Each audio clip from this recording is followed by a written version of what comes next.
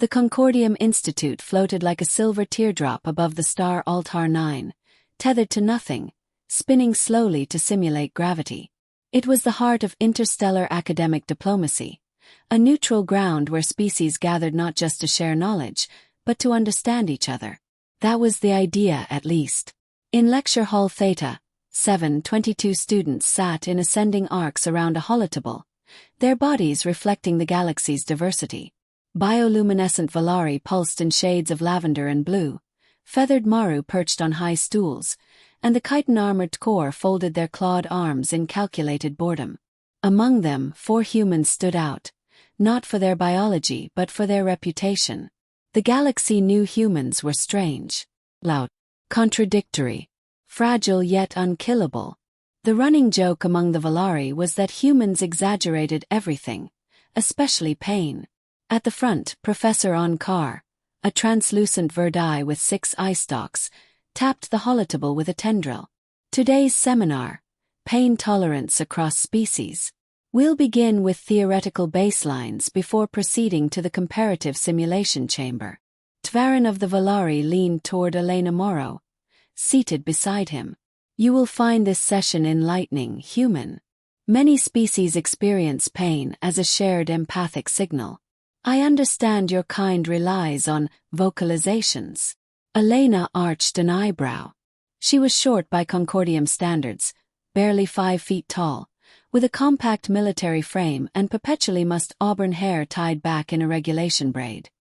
Her pale arms were scarred, faint white lines that never quite faded despite advanced dermal regen tech.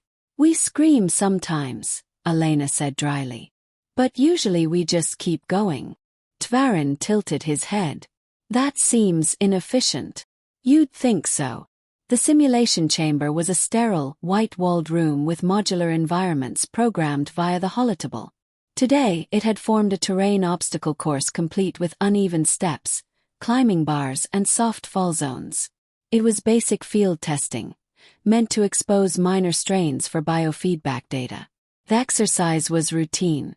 Students would rotate through, triggering mild discomfort under medical supervision. Some were surprised by how quickly their pain signals escalated. Others opted out entirely, citing personal or cultural sensitivity. Then it was Elena's turn.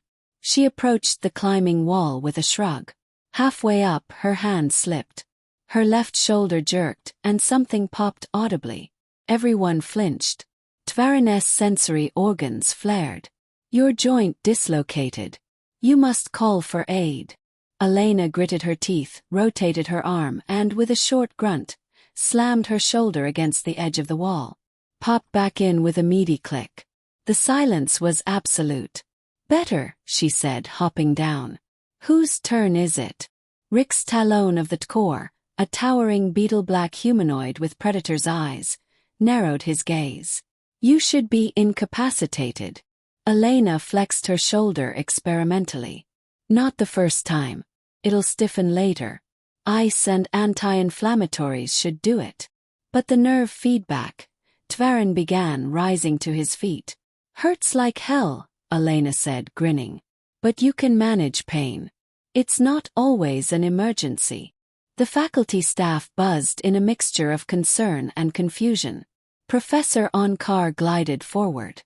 Cadet Morrow, you are exhibiting symptoms of neural suppression disorder. You will undergo psychological evaluation immediately. Neural suppression. Elena laughed once. I'm not suppressing anything. I just have a high tolerance. Comes with experience. Experience. Tvarin's voice was quiet. What kind of life leads you to smile while dislocating your own body? Elena's grin faded slightly. The kind where if you don't keep moving, someone else dies. The class watched her walk out, holding her shoulder loosely. The simulation continued, but the mood had shifted. Whispers followed her exit. Some sympathetic, some frightened. The next day, Elena sat in an office lined with holographic diplomas and peace accord citations. Across from her was Dr. Leyland Golo, human psychologist and diplomatic liaison. Do you know why they flagged you for evaluation? Dr. Ngolo asked, typing notes into her tablet. Elena nodded. Because I didn't cry. Because the aliens think you should have, Layla said. You're scaring them, Elena. They don't understand that kind of pain tolerance. Especially the Valari. Tvaran's species share pain through touch. They assume hiding it is pathological. I wasn't hiding it. I know that. You know that. But they don't. To them, pain is communal. Avoiding that sharing is like refusing to speak. Elena exhaled. I'm not good at talking about it. I'm just used to managing it. Dr. Ngolo studied her. Let me guess. Combat medic. Search and retrieval, then triage. 3 years on Earth, 2 on Mars outposts, 1 on the asteroid belt. That explains the scars. They're nothing. Layla frowned. That's exactly what the aliens don't get. To them, nothing is relative. To you it means survivable. To them it means non-existent. Later that evening, Tvaran approached Raj Patel in the mess hall. The human was animatedly describing a training mishap involving a fire suppression drone and a pack of spicy instant noodles. I find your species fascinating, Tvaran said cautiously. Raj beamed. You're the second person to say that this week. The first was a Crevian who watched me eat a ghost pepper. I wish to understand your reactions to pain. Raj laughed. Well, it hurts. But you get used to it. Pain's just a signal. Doesn't mean you have to listen. That sounds like denial. More like triage. You learn to sort the urgent from the important. Tvaran considered this. You normalize pain. Raj shrugged. You don't walk away from a rescue mission because it's uncomfortable. Does Elena feel pain the same way? Raj's smile faded. More than most. She just doesn't show it. That's her choice. Why? Because she thinks if she stops to feel it, someone else might not get saved in time. A week later, a trust exercise was scheduled in the gravity dome. Pairs of cadets had to cross a narrow beam suspended over a projection of a deep chasm, relying on each other for balance. Elena and Tvaran were paired together. Midway across, the beam buckled from a sensor miscalibration. Elena's foot slipped and she caught herself, but not before twisting her ankle. You are injured, Tvaran said urgently. I'm fine, she said, wincing. Keep going. Tvaran hesitated, then reached out. His fingers brushed her skin. The empathic link ignited. Agony surged through him. Not just pain but memory. Screams. The smell of blood and metal. A burning rover. A shredded leg. Hands compressing an artery. The pressure of holding someone's life in with bare fingers while fire crept closer. And Elena, calm, focused, thinking 3 steps ahead while her own side bled freely. Tvaran recoiled, gasping. Elena stared at him. Tvaran! You've carried this the whole time. She looked away. Doesn't change anything. He was shaking. You could have shared it. Why didn't you? She smiled sadly. Because I'm not the only one carrying something. They made it to the other side in silence. Later in his quarters, Tvaran made a voice entry in his journal. We believed humans exaggerated pain. We were wrong. They downplay it. They bury it beneath humor, discipline, and grit. We mistook silence for absence. What we felt today was not just pain, it was love, sacrifice, endurance. I do not know if I can bear what she bears. But I will try. Because now, I understand that survival, for humans, is not just biological. It is moral. End of chapter 1. Word count. 190 words. Let me know if you'd like chapter 2 next, or a character profile sheet for Elena, Tvaran, Raj, and Rix. Snow swept sideways across the frozen moon Deshvor, carried by wind gusts that howled like mournful beasts. The survival exercise had begun 6 hours ago, and most teams had already set up shelter, activated beacon pods, and huddled in thermogel blankets awaiting pickup. Team Theta 7, however, was still climbing. Almost there. Raj Patel called over his shoulder, cheerful despite the sub-zero wind slamming into his face. Just a bit further to the high point, should boost signal range. Behind him, a Valari student named Solavian clutched a thermal harness and blinked nervously at the rocky outcrop ahead. Your species doesn't prioritize immediate shelter? We do, Raj replied. But we also prioritize signal strength. Higher elevation means faster rescue. Elena, trudging a few paces behind, chuckled. Also, Raj has a thing for dramatic views. He probably wants a selfie at the summit. Raj grinned. Guilty. Tvarin brought up the rear, layered in adaptive fabric. He was quiet, eyes sharp, observing the humans intently. The incident in the gravity dome haunted him. Elena's calm under pain, her buried memories. He hadn't stopped thinking about them. They reached the ridge. Raj dropped his pack and activated the emergency beacon, then leaned back to enjoy the view. Wind-carved cliffs, icy ridgelines glowing under the planet's distant sun. Nature's trying to kill us. And it's beautiful. Typical human, Solavian muttered. Romanticizing danger. Suddenly the ground rumbled. The team staggered as a tremor surged through the ice. Raj's eyes widened. That wasn't in the briefing. The ice cracked.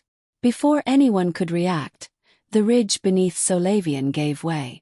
She screamed as she slipped, falling through the widening crevasse. Elena dove, catching her by the wrist. Snow and shards of ice rained down as Raj grabbed Elena's ankles, anchoring them. Tvarin knelt beside him, helping stabilize the weight. Hold her. Working on it, Elena grunted. Soul, climb up now. Solavian's eyes were wide with terror. I can't, my claws. Raj saw her trembling. You can. Elena's not letting go, and neither are we. Trust us. The Valari blinked, then slowly began to climb. Elena winced. The movement tugged her shoulder, still recovering from the dislocation. Tvarin felt the spike of pain through their proximity, but Elena said nothing. Solavian was pulled to safety. Everyone collapsed, panting. Well, Raj said, voice light despite the cold sweat. Next time, let's build a snowman instead. The tremor had dislodged their supply packs. The beacon was functional, but the cold was worsening and nightfall approached. We'll have to hunker down, Elena said. Raj, how's your leg? Raj tried to stand and crumpled. Think I twisted my back during the catch. Possibly cracked something. You didn't say anything. You were busy hanging off a cliff. Tvarin moved closer, scanning with his portable medkit. 3 fractured ribs. 1 vertebra bruised. Solavian gasped. You're still smiling. Raj offered a crooked grin. Pain's just rent. Don't pay it more than it's worth. Tvarin stared at him. You require rest. And warmth. Elena had already started digging a shallow trench for a windbreak. We'll build a shelter. Tarp, thermal blankets, body heat. Raj rolled onto his side with a hiss. Sorry, team. Shut up, Elena said. You caught her. Worth it. Hours passed. Inside the makeshift trench, the team huddled together. Heat packs glowed dimly. Tvarin sat pressed between the 2 humans, feeling the ragged edges of their fatigue. And something else. Determination. Beneath the pain, they radiated intent like a steady pulse. Raj dozed, groaning occasionally. Elena whispered, he won't complain. You'll have to monitor him closely. I do not understand, Tvarin murmured. Why not admit weakness? We do. But only when we can afford to. Her voice was soft, tight. We've both seen what happens when panic spreads. Someone's got to stay calm. Tvarin turned to her. And when you are the one in pain, I wait. For what? For someone else to be safe. They were rescued the next morning. A medical shuttle arrived, guided by their beacon.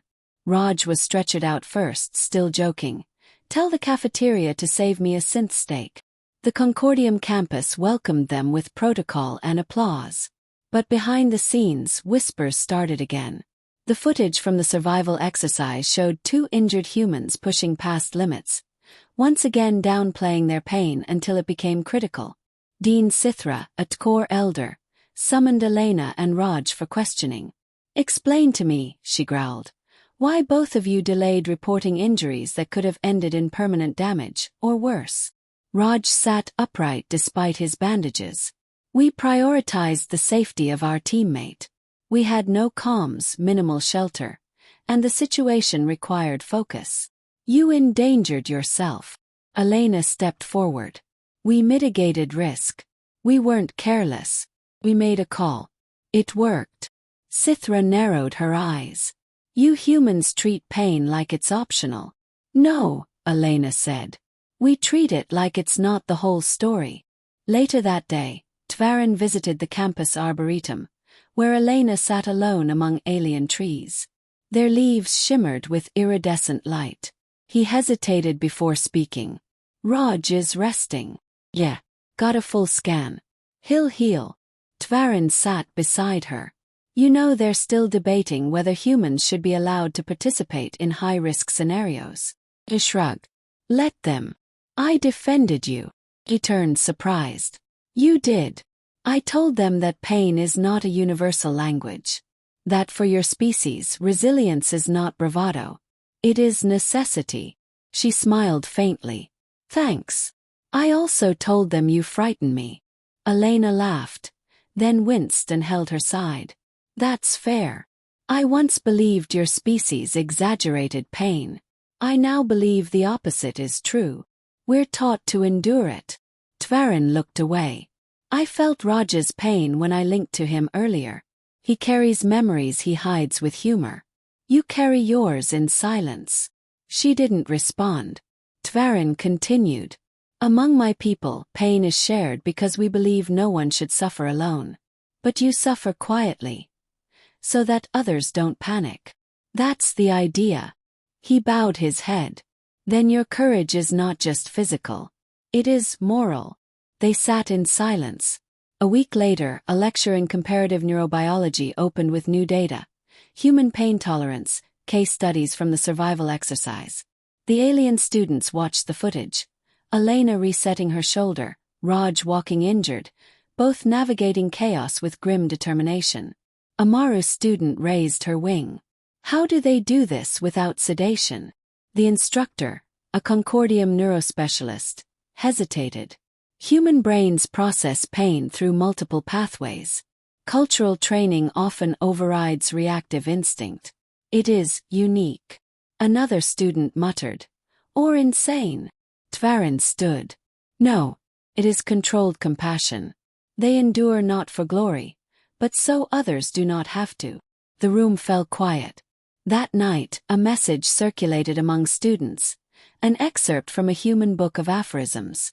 "Courage is not the absence of fear, but the mastery of it."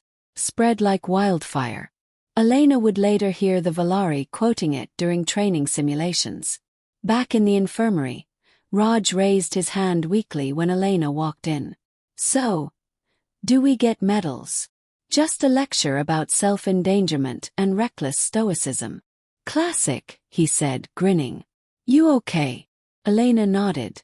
"They're starting to get it." Raj sighed. "Takes a lot of pain to explain why we don't show pain." "Yeah," she said quietly. "But maybe it's worth it."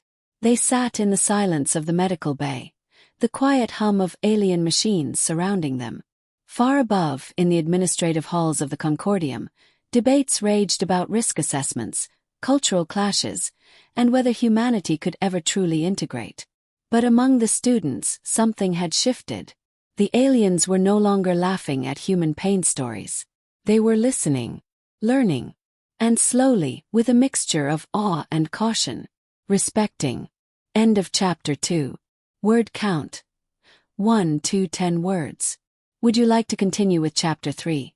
When the strong go quiet, next, or shall I provide a character breakdown or glossary of alien species and their traits to accompany the narrative? Concordium Station's crisis wing had never been this loud. Alarms blared down the central corridor, and emergency lights bathed the pristine white walls in alternating red and gold hues. Every corridor screen displayed the same message in multiple languages. Biohazard breach. Isolation protocols active. Elena Morrow ran full tilt down the hall, shoulder to shoulder with Tverin and Solavian. Behind them, Raj limped at his best speed, clutching a diagnostic slate. "Where's the breach?" Lena asked. Tverin flicked open a neural overlay. Section Beta 9. The pathogen originated in a Maru agricultural study pod. It crossed containment. "How dangerous?" Raj asked between breaths. "Unknown," Tverin said grimly. "The Maru do not understand how it spread to the central venting system. Dozens exposed. Quarantine is failing." Elena cursed under her breath. "What about the engineering staff down there?" "They're still inside," Solavian whispered. "And they haven't responded." The moment they reached the command node, a Concordium officer stopped them. "Students are not authorized beyond this point." Elena ignored him. "We have field training, medical background, and one of us a former combat medic. You're down, staff. We're going in. You'll contaminate yourselves." "We'll suit up," Raj said, already typing commands into the safety protocol system. "Give us 15 minutes or you'll have more dead." In the Deccan chamber they suited up. The protective exolayers were thin but airtight, built for mobility and biocontrol. Elena sealed her helmet and did a quick systems check. Raj gritted his teeth as he flexed his ribcage into the suit. "You shouldn't be here," Elena told him quietly. "Neither should you," he said. "But here we are." Tverin examined the biohazard data. "If this is cross-species viable, it may be mutating. We'll need to assume every exposure vector is live." Solavian's hands shook. I'm not ready." Elena placed a gloved hand on her shoulder. "That's okay. Stay at the airlock. Manage relay and Deccan. We'll handle the sweep." Solavian nodded, blinking rapidly. Tverin turned to Elena as they entered the quarantined wing. "You didn't hesitate. Didn't have time to. That doesn't mean it's not difficult. It always is." The engineering level was in shambles. Lights flickered. A biofilm glistened on the far wall, pulsing like it was alive. They passed 2 Maru, unconscious but breathing shallowly, who were quickly tagged for retrieval. As they moved deeper, their bioscanners began pinging anomalies. "Spore densities increasing," Raj muttered. "We're reaching the epicenter." Elena knelt by a downed technician and started triage. "His airways collapsing.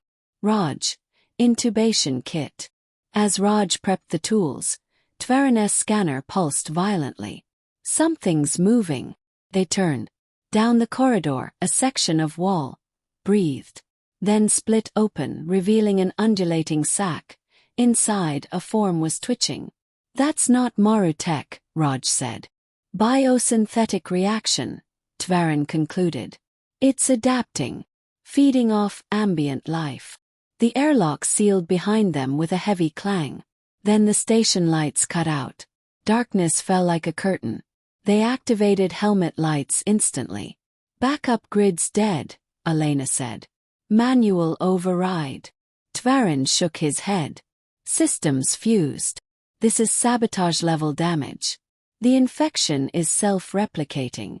They heard a wet thump ahead. Then another. Then a scream, guttural, animal, terrified. Elena's breath caught. Someone's still alive in there. They moved forward. What they found was a nightmare. A Maru technician, barely conscious, was fused partially to the wall. Tendrils of organic matter clung to her feathers, siphoning fluids. Her eyes fluttered open. "Help," she rasped. Elena didn't hesitate. Tverin cut the strands. "Raj, vitals. We don't have long." Raj worked through pain. Tverin hesitated, then activated his cutter. "If we touch this wrong." "I'll handle it," Elena said. She reached out, slicing the membrane between the Mara's body and the wall. The biomass screamed, a psychic shriek across Tverin's senses that knocked him back. And then, Elena yelped. One of the tendrils lashed her thigh through the suit. "Breach," she hissed. "It nicked the seal." Raj's head whipped around. You're exposed. Keep working, she snapped. We're not leaving her. Tverin's voice shook. You need Deccan now. We get her out first. But, do it. The Maru woman was freed. Raj dragged her toward the exit with effort. Tverin remained for a half-second longer, staring at Elena's torn suit. You may not survive this. Elena met his gaze. If I do, we win. If I don't, get the sample to Biolab. That's the mission. They reached the airlock. The Maru was stabilized. Elena collapsed the moment the inner door closed. Her vitals were spiking. Raj stared at her. You're burning up. She was shivering. Feels like fire, under the skin. So Lavian covered her mouth. We have to sedate her. Isolate her. No, Elena whispered. Let me speak while I can. Tverin knelt beside her. You risked everything. Someone had to. Even now you joke. No, Elena said, coughing. This isn't a joke. This is what we do. Tverin felt it again, her pain raw and unfiltered. But this time he didn't flinch. He opened himself to it, accepted it, and he understood. Elena's strength didn't lie in denying pain. It lay in bearing it so others didn't have to. She wasn't fearless. She was terrified and chose to act anyway. That was courage. The biohazard team arrived minutes later. Elena was rushed to isolation. Her condition worsened. Fever, hallucinations, cellular breakdown. The pathogen was adapting to human physiology at an alarming rate. Raj refused to leave the medical wing. So Lavian and Tverin sat beside him silent. She's not gonna make it, Raj said finally. We don't know that, so Lavian replied weakly. She didn't even think twice, Raj muttered. She saw someone hurting and ran in. That's Elena. She showed us who she is, Tverin said. Now we show her what she taught us. The next day, the Concordium's crisis committee convened. Raj presented the pathogen data and Elena's tactical decisions. So Lavian described the coordination, Tverin the field control. The council was silent for a long time. Then the Maru delegate stood. We once believed humans were dangerously reckless, she said. But today one chose pain and death to save a stranger. Another delegate added, Your kind does not run from danger. You run toward the fire. We misunderstood that as arrogance. It is not. It is love. 3 days later, Elena opened her eyes. Dr. Leyland Golo sat beside her, smiling. You scared half the station, she said gently. Elena blinked slowly. What day is it? Day 3. You made it. Tverin entered quietly, followed by Raj and Solavian. We told your story, Raj said. To the council. To the students. Elena groaned. Great. Now I'm a lecture slide. Solavian chuckled, wiping her eyes. A legend, actually. Tverin stepped forward. You changed us. Not because you survived, but because you chose to risk it. Without glory. Without hesitation. Elena looked at him. He bowed low. You are the one who smiled through fire. And now we understand. End of chapter 3. Word count. 1 to 10 words. This chapter sets up the emotional and thematic high point of the story. Human sacrifice, empathy, and moral courage in the face of pain and fear. In chapter 4, we'll build toward a public reckoning and a dramatic turning point in how the galaxy views humanity. Would you like chapter 4 now? The medical bay was silent when Elena woke, save for the soft hum of monitors. Her body felt heavy, like she was sinking into the bed, and her mind clouded with the remnants of feverish dreams. The white sterile walls were the same, the medical techs quietly moving about, but everything felt distant, muffled. Then she saw Raj. He sat beside her bed, eyes bloodshot, a cup of water in his hand. When he noticed she was awake, a grin spread across his face. You look like hell, he said gently. Glad to know I'm not the only one, Elena rasped. Her throat was sore, her voice hoarse. How long? 3 days, Raj said, relief and exhaustion in his voice. You nearly didn't make it. You've been out for most of it. Elena blinked, still groggy. I thought I died. You didn't, Raj said softly. But you came damn close. You went through hell, Elena. She smiled faintly. I've been through worse. But I appreciate the concern. Raj took her hand, his face suddenly serious. We all thought you were gone. They didn't know how to fix you. But you don't give up. That's what we do. Elena coughed lightly. That's what we do. Yeah, Raj said, nodding. And I think it's starting to sink in that the rest of the galaxy might need to do the same. Elena's smile faded slightly as she looked at him, her mind clearing. You're talking about them, aren't you? Raj hesitated but nodded. Yeah. The Concordium. They're finally starting to see it. The rest of the students, they're seeing you differently, Elena. All of us. The human way isn't weakness. It's something else. Elena lay back, looking at the ceiling. But I didn't win. I didn't beat the pathogen. I just survived. You didn't just survive. You fought. Raj's voice was low but fierce. And you made them understand something they never would have. That's what matters. By the time Elena was cleared for discharge, word had spread. The Concordium's halls were buzzing with chatter. Alien students and faculty spoke of her resilience. The story of how she had risked death to save a Maru technician and, in doing so, survived a viral contagion beyond anyone's comprehension was now the cornerstone of the campus survival curriculum. Elena was no longer an anomaly. She had become a symbol. At her request, Raj helped her into a standard-issue military jumpsuit and an exo-armor brace, still in recovery but determined. When they reached the command center, Tvarin, Solavian, and several Concordium officials awaited.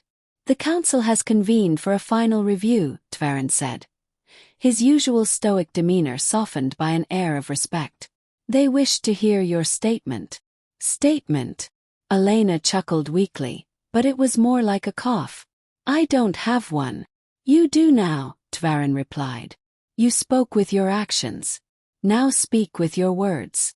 Elena steadied herself, standing tall despite the lingering weakness in her legs. If I had to put it into words, she said, her voice steady and clear, I'd say that surviving isn't about how hard you fight. It's about knowing when to fight and when to endure. There's a strength in accepting that pain is a part of who we are. It's how we carry that pain that makes us who we are. We don't hide it. We don't deny it. We face it, and we keep moving forward. There was a long pause, a silence thick with the weight of her words. The council sat at the far end of the room, their holographic representatives flanked by advisors, watching her closely. Dean Sithra, the Tkor elder, spoke first. Your words have unsettled many of us, Elena Morrow. I believe the rest of us are only beginning to understand the depth of your species' resolve. The Maru, for example, are still reeling from the revelation of your resilience. The Maru, Elena repeated, raising an eyebrow. How are they reacting? They are fascinated, Sithra said, and cautiously respectful. Your survival triggered a massive re-evaluation of their biological warfare protocols. They seek to study your species' tolerance to infection and stress in order to adapt their medical response systems. Raj glanced at Elena. They're going to study us. On a purely voluntary basis, Sithra added. We intend to offer a more thorough examination of your species' physiology as a potential solution for some of the interspecies contagions that have plagued the Outer Rim. Elena shook her head. It's not about the survival. It's about the endurance. What we don't do because we're tough. We do it because we know others need us to. And in return, we build something stronger, together. A moment of quiet tension passed through the room. Then, one by one, the council members nodded. Not in agreement yet, but in something else, acknowledgement. Elena had broken through something deep inside them. The humans of the Concordium, Sithra said slowly, will no longer be viewed as reckless. You are not just a species of survivors. You are the guardians of something we, as a collective, have lacked for too long, compassion and sacrifice. I'm impressed. Elena let out a breath she didn't realize she'd been holding. Felt like a weight had lifted. She turned to Raj, her expression softening. Raj smiled back, his eyes reflecting something deep and unspoken. The celebration that followed wasn't one of grand fanfare. There were no medals, no heroic speeches. Instead, it was held in the quiet corridors of the Concordium's communal hall, a simple gathering of those who had fought beside her, the ones who understood what it meant to endure. The aliens who had once doubted them now approached Elena with cautious respect. Some asked questions about human physiology. Others inquired about human cultural practices surrounding pain. And unexpectedly, some shared their own stories of survival. Stories that, in a quiet way, mirrored her own. As the night wore on, Tvarin approached Elena, carrying a small, delicately wrapped object. "This is for you," he said. "From the core." Elena took it, unsure of what to expect. Inside, she found a small ceremonial dagger made from rare obsidian, inlaid with shimmering silver. The handle bore an inscription in a language she didn't recognize. "What is it?" she asked. "It is a symbol of endurance," Tvarin explained. "It is used among my people to honor those who endure pain not for themselves, but for the benefit of others." Elena was silent for a moment, taking in the weight of the gift. "I didn't do this for a symbol, Tvarin. I just did what needed to be done. And that," Tvarin said, "is why you are worthy of this symbol." She nodded, touched in a way she hadn't expected. She'd come to the Concordium to learn, to understand, to integrate. But in doing so, she had taught them something as well. Later, as the stars outside the station twinkled like distant promises, Elena sat with Raj on a balcony overlooking the dark void of space. The weight of their journey had yet to fully sink in, but the silence between them felt comfortable. No longer tense, no longer filled with unspoken fears. "Do you think they really understand now?" Raj asked. Elena smiled, her eyes distant. "They're trying. And that's enough." "And us?" Raj asked, his voice softer now. "What do you think about us?" She glanced at him. "We'll keep teaching them. And when the time comes, they'll teach us. We're not alone, Raj. We never were. We just had to show them how we fight." He looked at her then, his expression full of something that felt like gratitude. "I'm glad we're on the same side." "So am I." They sat there together, looking out into the vast, dark unknown. The stars outside twinkled, like 1,000 doors waiting to be opened. And Elena knew, deep in her bones, that whatever came next, they would face it the same way. Together. End of chapter 4.